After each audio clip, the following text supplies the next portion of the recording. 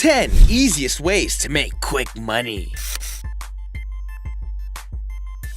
Number 10. Surveys. Yes, you can make money from completing surveys online, but just know that you'll never be able to pay your rent with this type of money. Besides the super rare several dollar a piece surveys, you'll mostly be spending your time wasting 40 plus minutes for literally 10 cents. Also, I found that most of the surveys I was screened to do sent me another message during the survey after I had already wasted 10 to 20 minutes on it that I wasn't eligible for either one and that the screen would time out, and I didn't get a single cent. The worst part about that situation is that they got some answers from you and they didn't even have to pay for that knowledge. So yes, you can make money by completing surveys, but it really isn't worth your time. However, if you do want to try it out for yourself, just be sure to use these guidelines. Always verify the survey sites you're using. Don't ever give out your personal information right out of the gate. You should never have to pay to complete a survey. Sign up for several survey sites at once to make the most money you can, and try to fill them out while you are doing passive tasks like watching TV. It'll make it seem like they take less time to complete.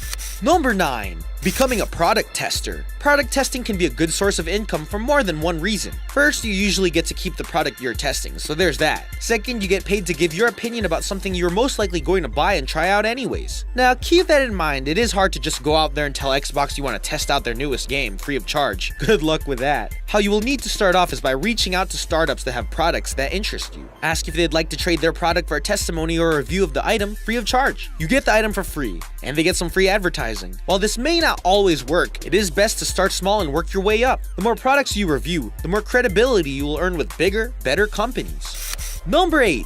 Start writing. Even if you are a little bit good at English, you need to consider this as one of your side jobs. For me, there are two major categories to writing for a profit, and that is blogging and writing ebooks. Blogging is writing for entertaining websites that are usually updated with new information. Writing an electronic book is writing an actual book, whatever genre, and selling it online, like through Amazon's Kindle section. When you start a blog, you want to find a topic on which you can speak about. Some of the best blogs out there are ones about food, family, and the home. It's easy enough to start, just find yourself a platform and start typing away. Some blog hosting sites are free, but some of the best ones cost a yearly membership fee. Be sure to find the one that is best for you. Also, the most important key to writing a blog is consistency. Make sure you are updating your site frequently and you are giving people more reasons to come back. You can make it profitable just by adding advertisements or writing guest articles. Making money by writing an ebook is easy enough as long as you have a good, interesting topic that you can write 50 to 250 pages about. After you write and proofread your work, you can upload it to Amazon and set your asking price. Now you'll be earning what is called a passive income with your book, as long as it's being purchased. It is possible to write enough ebooks to retire and forever collect those profits. Can you reach that level? Number 7. Yard sale repurposing. This is another method of earning money that requires a little seed money to start up. This would be a great option for treasure hunters. So you go from yard sale to yard sale checking out their wares. You'd be looking for things that are valuable, not like jewelry, but things like old records, beautiful furniture, and random knickknacks. Avoid things like clothing, shoes, and small or old electronics. My favorite things to repurpose are pieces of furniture, mainly dressers and entertainment centers. You can actually find an old dresser for 50 bucks or less. Then head on over to the craft store and grab some paint, printed paper, or whatever else you think you need to transform that old beat-up dresser into a one-of-a-kind piece that you can now charge $200 for. Once you have your materials, go to town transforming it into something completely different. You can see a fun Lego-inspired repurposed dresser, perfect for a kid's room. You can see that this person changed this entertainment center into a kid's kitchen. The possibilities are endless. Number 6. Selling everything. Well, you wouldn't want to sell everything, then you would have nothing left. What I mean by sell everything is basically a glamorized yard sale. Make a weekend to go through your house and grab everything that you haven't looked at, worn, or used in the past 2 years. You can get your family members involved with this too, especially if they have a whole other home to raid for stuff. Gather your things up and set price points for each item and a date for the big event. Make sure you price your items reasonably so that people will actually buy them. Keep in mind, all of this stuff is used, so it should be priced as much. When the big day arrives, set up tables and furniture outside and lay out all the items you have for sale. Keep a secret spot for the money you earn and sit back and relax as your old stuff makes money for you. Easy, decently quick money with stuff you already have.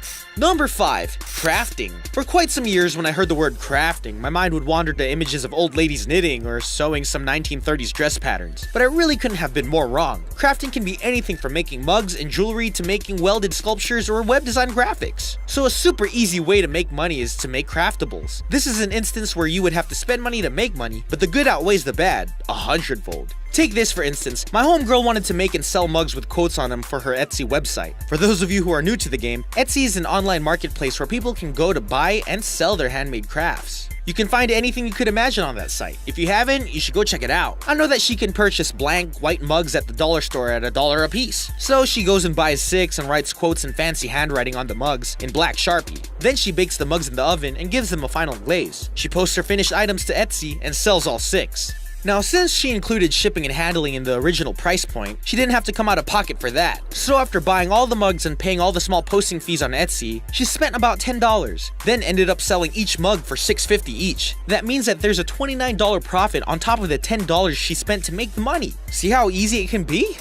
Number 4, sell your skills. Between sites like Coursera and apps like Skillshare, it should be easy for you to sell your skills to make some extra cash. In order to start making money this way, you need to do a few things first. Obviously, the first thing you need to do is compile a list of the things that you are good at. You could be good at painting landscapes, drawing faces, creating resumes, or making small crafts. Everyone is good at something. The hardest part is finding out not only what that is, but if it can be seen as profitable. After you've devised a list of your talents, do some online research and see what you can come up with for each skill. Look for things like what the top people are doing with their skill, how much they are selling it for, how they are adding value to their item, and how they are communicating with their loyal customers. Things like that you need to list out. Ask as many questions as you want. Just make sure and find all of the answers. Remember, start small, don't become frustrated, and you'll be able to go anywhere. By the way, if you do this one right, you could actually start your own business from finding and selling your skills. 3. Get paid to shop online. I'm totally not kidding. It's really that easy. If you normally go to Target, Kmart, or Walmart each week to get some shopping done, save yourself the gas and order online instead. Yes, you will have to wait for the items to be delivered, so make sure to factor in the delivery time so you don't end up running out of anything.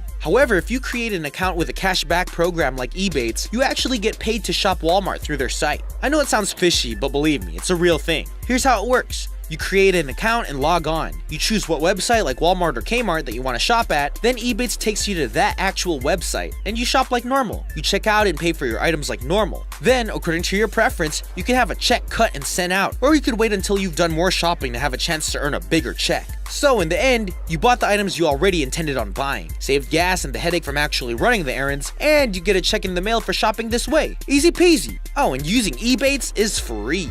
Not a paid advertisement. Number 2, selling information. Almost everyone has gone to school. It is a federal requirement after all, so the majority of us has some knowledge. What if you could harness that knowledge and sell it for a profit? Newsflash, you can. I'm not talking about going out and applying for a teaching position. I'm talking about working for yourself, just teaching others. Say you know how to write a resume, and your resumes look so professional that all of your friends and family members have asked you to redo theirs as well. Well, you can post an ad on a platform like Facebook or Craigslist and tell the world you know how to create resumes. It may take a while to get responses, but don't get discouraged. If you charge $25 per page and were able to get enough clients to do 5 resumes a week, well, of course that means you'd make $125 each week if all of the resumes were only 1 page each. You can do the same thing with templates, budget sheets. Almost any kind of knowledge can be turned into a profit. Number 1. Simply invest. We all know that sometimes you have to spend money to make money, and the same holds true for this. If you have a couple to several $1,000s sitting in your savings account, why not make that lazy money make more money for you? When you start investing, make sure you do thorough research and you consult with a professional. It takes as little as just $1,000 to start investing. If you're hesitant to get started, you can always opt for the robo-advisor to help you choose and make the investments for you. These days, there are dozens of different apps to help you get started by investing only a little at a time. For some of those apps, the investments are less than $100. If you want to get down and get your hands dirty, then save some money to the side for your investment. Pick some investments yourself and use an online trading platform. Investing may be a risk, but it can be a calculated one that could result in giving you some extra paydays. If you want to be able to stack cash like you see in this picture, you need to get off the couch and start doing something today. Well, that's it. Make sure to like, comment, and subscribe. And I'll see you guys next week. Deuces. For better.